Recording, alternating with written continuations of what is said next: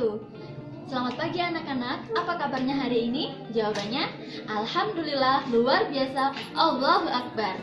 Nah, alhamdulillahirrabbilalamin, pada hari Rabu ini, tanggal 22 Juli 2020, kita pertama kali bertemu untuk belajar IPA bersama Ustazah Widi Anggraini. Panggil saja dengan Ustazah Widi, yang insya Allah selama 1 semester ke depan akan membersamai kalian untuk belajar IPA. Nah, hari ini kita akan memulai pelajaran pertama kita mengenai besaran dan satuan.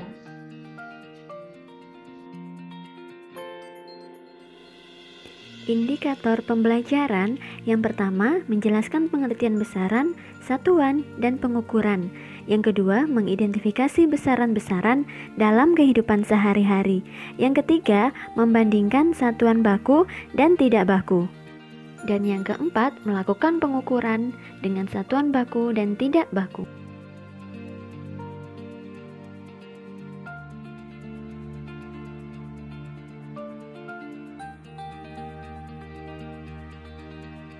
Nah, anak-anak, sekarang kita cari tahu yuk, apa itu besaran? Tinggi badan itu merupakan suatu besaran. Contohnya, tinggi badan Ustazah 152 cm.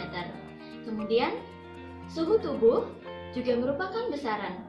Suhu tubuh yang normal itu sekitar 36-37 derajat Celcius. Nah, di era pandemi ini, yang suhu tubuhnya di atas itu terindikasi kemungkinan positif corona. Jadi, tetap jaga kesehatan ya.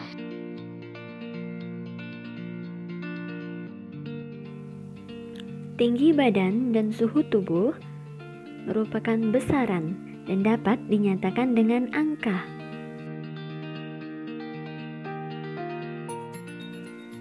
Pengertian besaran. Besaran adalah segala sesuatu yang dapat diukur dan dinyatakan dengan angka.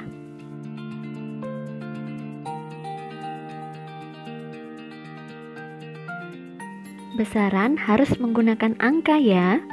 Bagaimana jika menggunakan kata sifat? Ternyata kata sifat itu terbatas, jadi tidak bisa. Nah, sekarang Ustazah kasih contoh nih, jika besaran itu menggunakan kata sifat. Kelingking, ini terunjuk ya, kelingking itu kecil. Terus tinggi badan ini besar atau sedang. Jadi kecil, kemudian sedang. Lalu mobil ini besar. Kalau truk ini lebih besar. Rel lokomotif ini sangat besar. Bagaimana dengan pesawat? Sangat amat besar. Bandaranya luar biasa besar. Bagaimana dengan sebuah kota? Sebuah provinsi? Negara? Kemudian bagaimana dengan benua? Dunia? Apalagi tata surya? Kita sudah kehabisan kata-kata untuk mengungkapkan seberapa besar mereka tadi.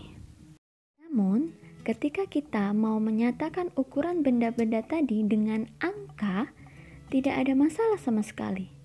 Contohnya, tinggi badan seseorang 168 cm, panjang sebuah mobil 4,5 meter, panjang kereta api ini 15 meter, panjang pesawat terbang 70 meter, dan seterusnya.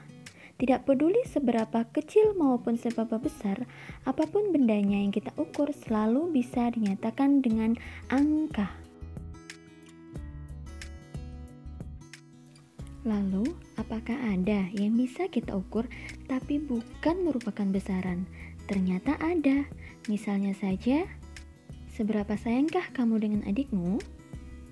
Seberapa hormatkah kamu dengan orang tuamu? Seberapa senangnya kamu ketika ayah membelikan sepeda baru? Seberapa indahkah pemandangan di pantai waktu kamu liburan?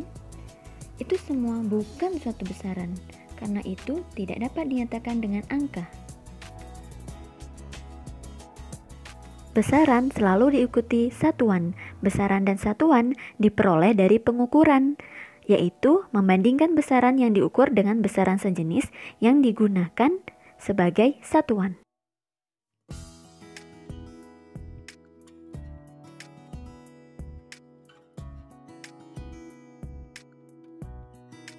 Cara mari kita memasak. Kita akan memasak mie omelet. Sebelumnya kita akan siapkan bahannya terlebih dahulu. Lagi ngapain, Cek? Lagi masak, Ma. Kan aku mau jadi master chef. Wah, pinter ya anaknya Mama.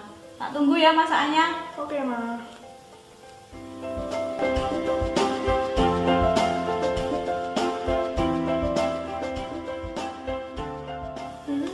Kayaknya masakanku selesai juga. Ma, ayo makan.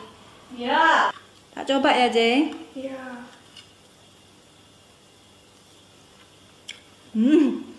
Asinnya. Kamu kasih kalian seberapa ini, Cek? 1 sendok, Ma. Masa 1 sendok, Cek? Kok asin? Tak kasih 1 sendok, Ma, sesuai instruksinya.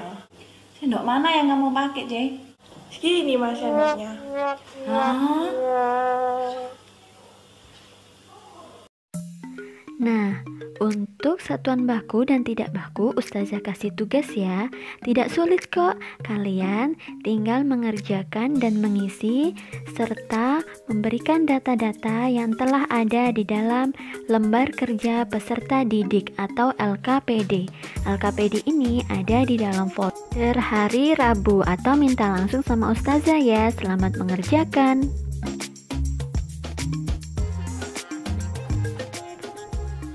Sekarang kita latihan soal, dijawab ya. Besaran adalah kegiatan membandingkan besaran yang diukur terhadap besaran sejenis yang digunakan sebagai satuan disebut. Mengapa harus ada satuan baku? Nah, tolong dijawab dan tulis di buku latihan.